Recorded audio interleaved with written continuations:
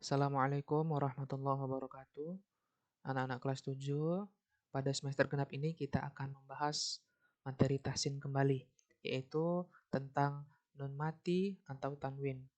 Langsung saja kita mulai ke materinya. Nun mati atau tanwin. Hukum nun mati atau nun sukun dan tanwin adalah salah satu tajwid yang terdapat dalam Al-Quran. Hukum ini berlaku jika nun mati atau tanwin bertemu huruf-huruf tertentu. Hukum nun mati atau tanwin itu terdiri dari 4 jenis hukum, yaitu ada idhar halki, ada idgham, ada iqlab, dan juga ada ikhfa. Nah, untuk materi yang pertama atau pembahasan pertama, kita coba membahas tentang idhar halki terlebih dahulu. Idhar halki. Nah, idhar halki ini pengertiannya seperti ini. Jika nun mati atau tanwin bertemu atau menghadap salah satu huruf izhar, yaitu ada alif, ada ha, kho, ain, ghain, dan ada ha, cara membacanya yaitu dengan jelas dan terang. Tidak diperbolehkan untuk mendengung. Jadi, ini adalah huruf-huruf dari huruf idhar. Ada 6 huruf dari idhar halki sendiri. Yaitu ada alif, ada ha, ada kho, ada ain, ada ghain, dan ada ha. Selanjutnya, nah, nun mati bertemu dengan alif. Kita coba bahas. Ini contohnya ada man utiya. Ya, cara bacanya tadi adalah dengan dijelaskan dan juga terang. Tidak boleh didengungkan. Jadi cara bacanya kita ulang sekali lagi. Tatkala nun mati bertemu dengan alif. Nah, ini alif nih. Ya, maka dibacanya dengan jelas. Kita ulang sekali lagi. Man a. Maaf, kita ulang. Man utiya. Seperti itu. Selanjutnya ada tanwin bertemu dengan alif. Nah, kita coba nih. Nah, ini tanwinnya tanwin apa? Yaitu domah tanwin atau domah tain. Domah tain bertemu dengan alif. Nah, ini salah satu contohnya. Kita coba baca. Azabun alim. Sekali lagi. Azabun alim. Ya, seperti itu. Itu untuk nun mati atau tanwin bertemu dengan alif. Selanjutnya, ada nun mati bertemu dengan ha. Nah, ini contohnya. Liman haulahu. Nah, dia tidak berdengung. Kalau dia kita baca itu berdengung, maka salah. Yang benar adalah harus dibaca jelas dan terang. Contoh yang salah seperti apa? Nah, seperti ini. Liman haulahu. Nah, itu salah karena dia sudah berdengung. Sedangkan pengertian dari idhar halki di sini ialah jelas atau terang. Selanjutnya, ini ada tanwin. Nah, tanwin di sini adalah fathah tanwin atau fathah tain bertemu dengan ha. Kita lihat contohnya. Ada ato'an hisaba. Ya, seperti itu. Ini ada fathah tanwin bertemu dengan huruf ha.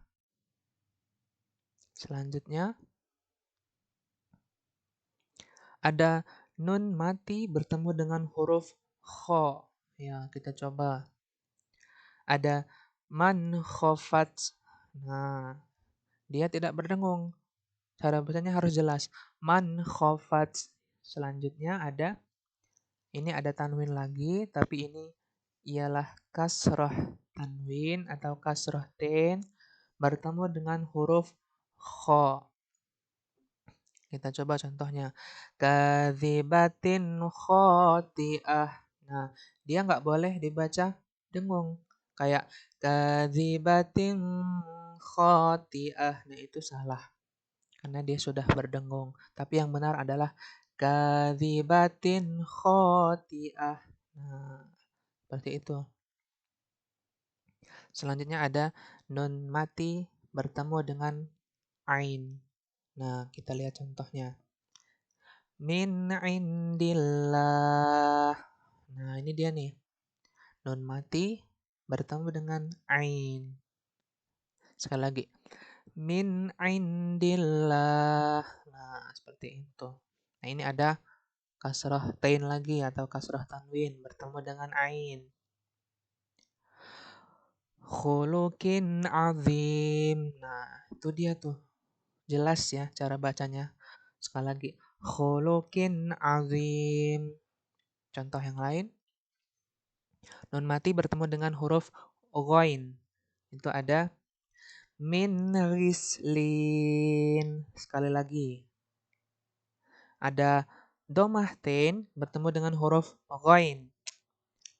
Azabun ghalidh. Nah, ya jelas ya. Lanjut. Ada nun mati bertemu dengan huruf h. Nah, di sini contohnya minhal butun. Nah, dia nggak boleh dengung. Diingatkan. Izhar itu jelas. Contoh terakhir dari izhar ialah kasroh tain atau kasroh tanwin bertemu dengan huruf h. Kullu syai'in ha. Nah, sekali lagi kita ulang ya. Kullu syai'in ha. Nah, jelas ya. Jangan didengungkan. Seperti itu. Ya, kita untuk materi idhar kita rasa cukup ya. Nanti kalau misalkan masih kurang paham, bisa diulang lagi video berikut. Selanjutnya kita kembali ke home. Nah, di sini kita coba bahas tentang materi idgham. Ya. Oke. Idgham.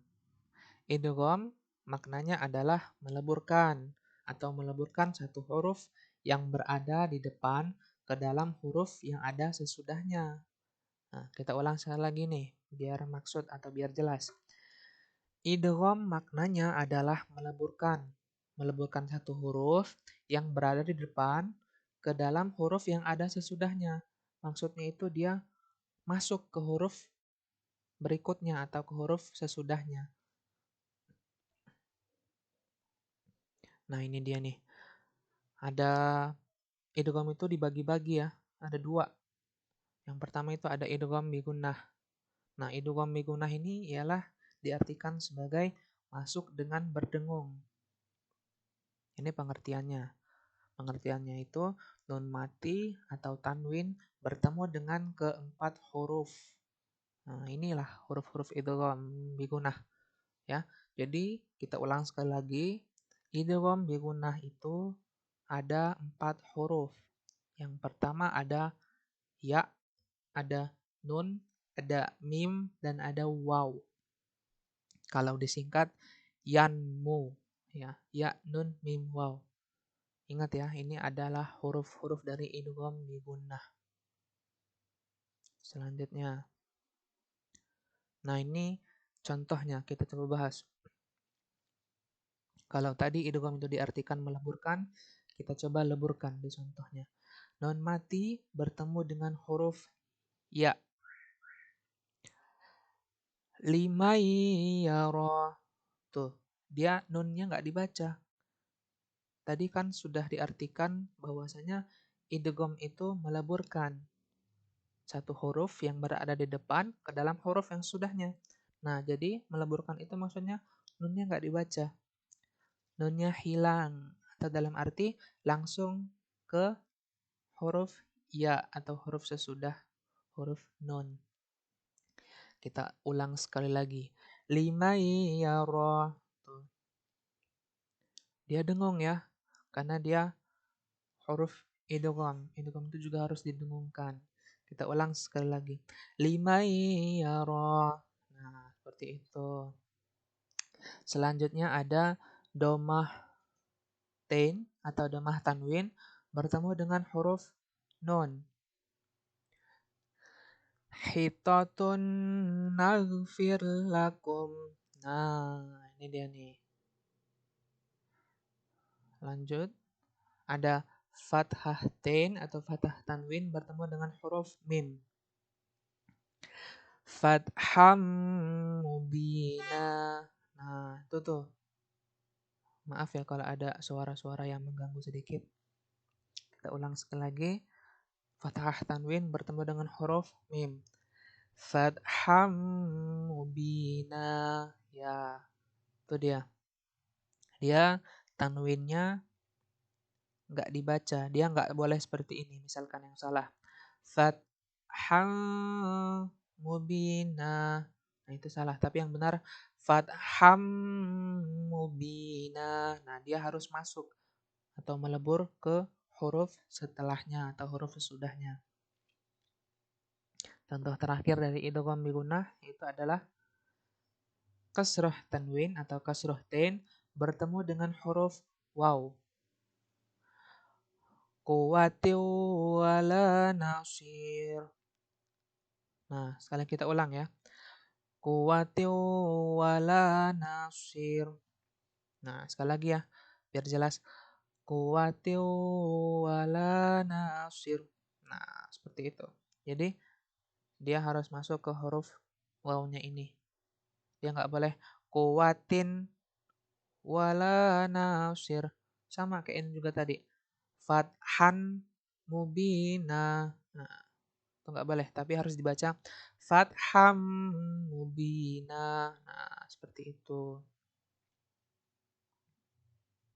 Itu untuk idgham bi gunnah. Sekarang kita coba bahas tentang idgham bila gunnah. Idgham bila gunnah itu masuk tanpa dengung. Jadi nggak boleh didengungin. Beda sama idgham bi gunnah.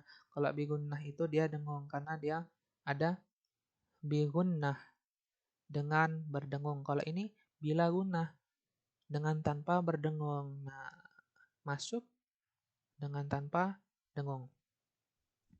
Pengertiannya, nun mati atau tanwin bertemu dengan kedua huruf. Ada lam dan juga ada ro. Ini dia nih. Jadi beda sama yang idgham bi gunnah ya. Kalau idgham bi gunnah itu ada 4 huruf, ada ya, nun, mim, dan ada waw. Sedangkan huruf bila gunnah itu ada 2. Kita coba bahas contohnya.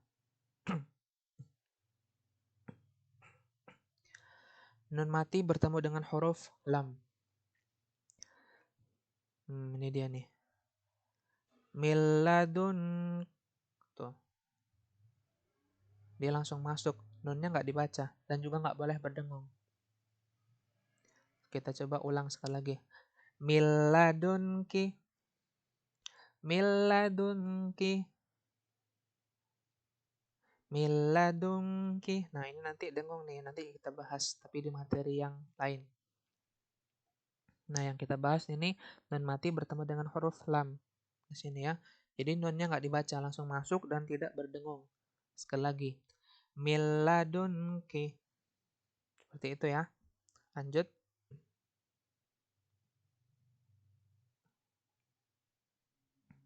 Ini ada nun mati bertemu dengan huruf ro. Ghafurur rahim. Nah, tuh, langsung masuk ke huruf ro setelahnya. Jadi dia Ghafurur rahim. Dia nggak boleh Ghafurun rahim. Nah, itu salah. Sampai di sini paham? Ya, itu untuk contoh atau untuk materi tentang idgham. Kita coba kembali ke home. Untuk materi yang ketiga yaitu tentang materi iqlab. Iqlab ya. Iqlab di sini mempunyai arti yaitu menggantikan. Iqlab itu menggantikan atau mengubah sesuatu dari bentuk aslinya. Berarti dia merubah nih, merubah atau mengubah sama aja ya. Sesuatu dari bentuk aslinya. Seperti ini maksudnya. Jadi dia itu menggantikan atau mengubah sesuatu dari bentuk aslinya. Jadi bentuk aslinya itu dirubah. Nah, itu.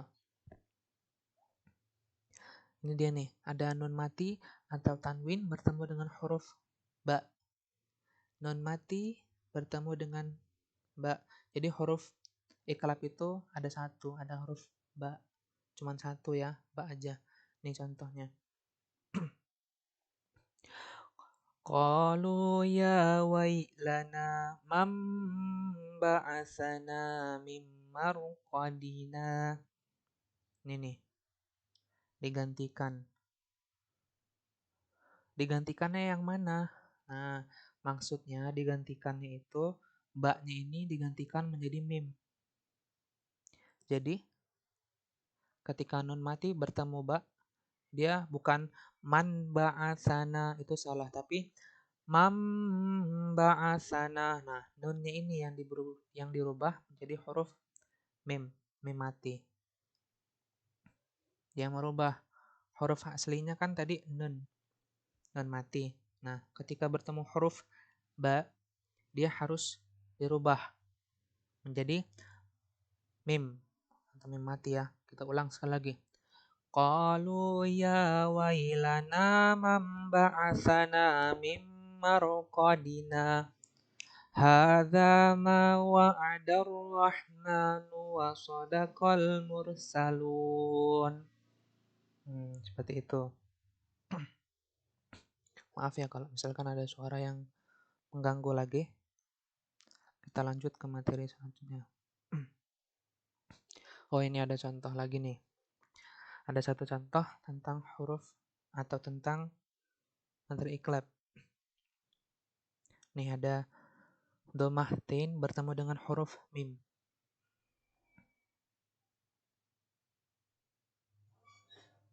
Ini dirasa bukan ya.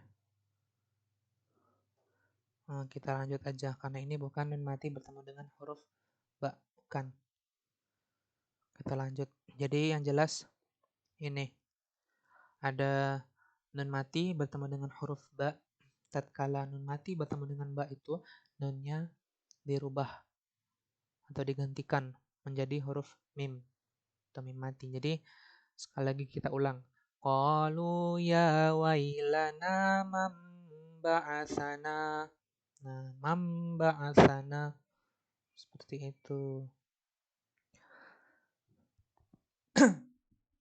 Ya maaf juga kalau misalkan suara Bapak lagi serak ya. Jadi terganggu pembelajaran kita. Kita lanjut aja. Yang jelas seperti ini.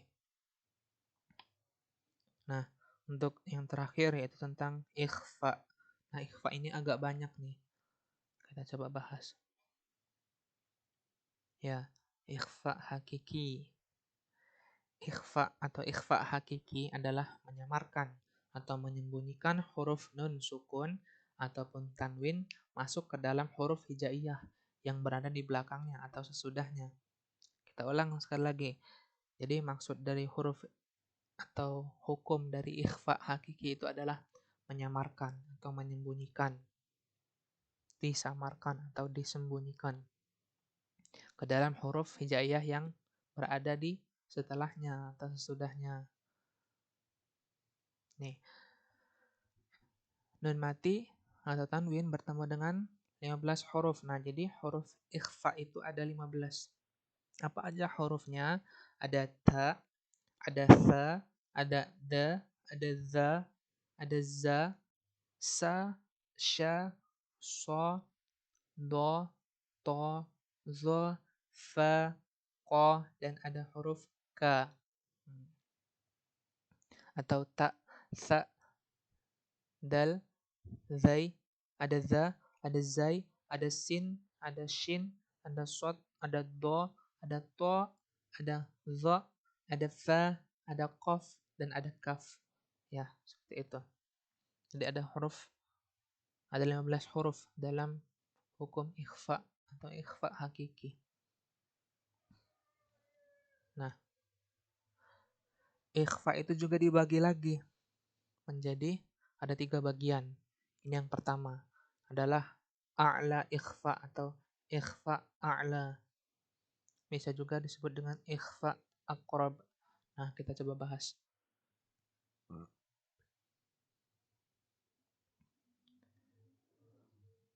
Ya, tingkatan ikhfa hakiki tertinggi yaitu ketika bertemu dengan huruf ta, da, dan ada huruf to. Kita ulang.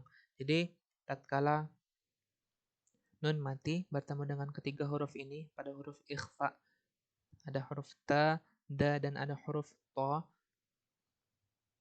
Karena dekatnya makhraj ketiga huruf tersebut atau ketiga huruf tersebut dengan huruf nun, maka semakin kuat tingkatan ikhfa-nya dan lebih dekat ke bacaan idgham. Maksudnya apa? Nanti kita coba bahas. Nah, biasanya juga disebut dengan ikhfa aqrab. Nah, kan tadi ikhfa aqrab. Aqrab di sini diartikan sebagai lebih dekat. Maksudnya posisi makhraj atau tempat keluar huruf dari ketiga huruf ya atau ketiga hurufnya dekat dengan makhraj nun atau makhraj huruf nun. Kita coba contohnya. Nah ini, tatkala dekat ada nun mati